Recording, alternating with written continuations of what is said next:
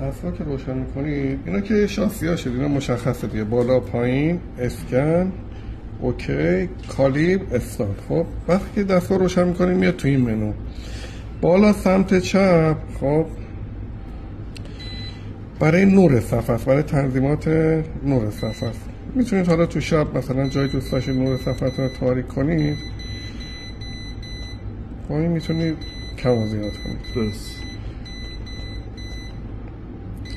خب ببینید گزینه بعدی میشه نورمال اسکن، پایینش میشه سوپر اسکن.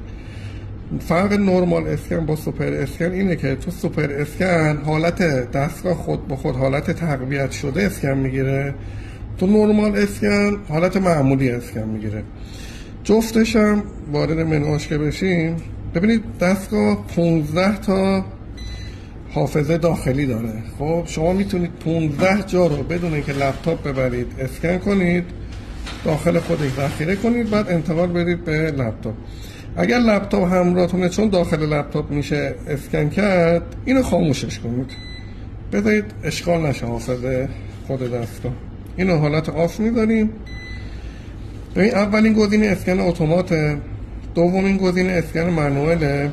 این پایین سمت چپ سنسیویتی میشه حساسیت دستگاه. میتونید